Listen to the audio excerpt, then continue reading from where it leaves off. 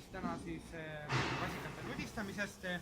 Noortel vasikatel, kes on juba paari nädala vanused, on siis hakkavad tekkima siia nende kohtade peale sarvekesed. Aga enne kui vasikat üldse nudistama saab hakata, siis tuleb talle teha siia sellesse piirkonda uimastafüst. Ning siis oodata paar minutit ja võib juba tööle hakata.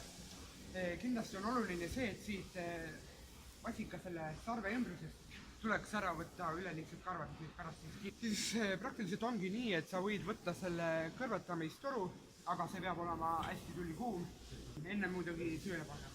Ja siis tuleb teda panna siia selle sarve koha peale, ja siis edasi pöörata ja vähekene väänata.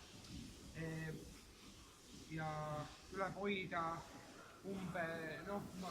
miinimum 5 sekundit, võib ka natuke rohkem, aga mitte kindlasti üle poole minuti. Nii, ja kui see sarved on siis kätte saadud, siis tuleb vasikale lasta siia mõlemile poole sellist spreid, nagu mis parandab seda. Ei oska. Loomal tuleb siis kõigepealt siit need karvakesed ära ajada,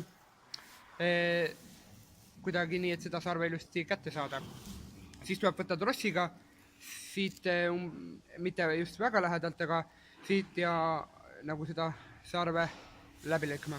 Kui sarve on siis läbi lõigatud, tuleb vaadata, mis siin mis seisukorras see eelnevalt on ja kui vaja siis mingit ravi ja kindlasti läheb talle see sama sinist värvi sprei peale, parandab seda sarve ja vajadusel pannakse ka looma sarve ümber side.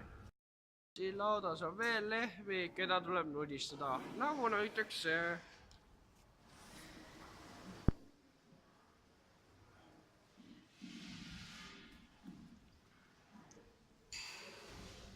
Aga kas sinu loomad on ikka nudistatud?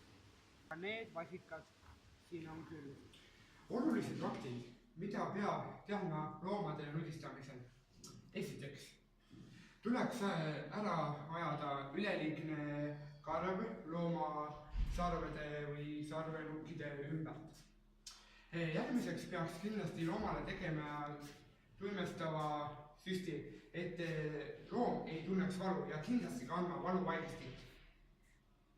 Nii, kolmandaks, kui vasikat nudistada, siis ei tohi teha loomale haiget ja kui nudistada selle kolbiga, siis kindlasti ei tohi seda hoida kauem kui paarkümmend sekundit, kindlasti mitte minutit.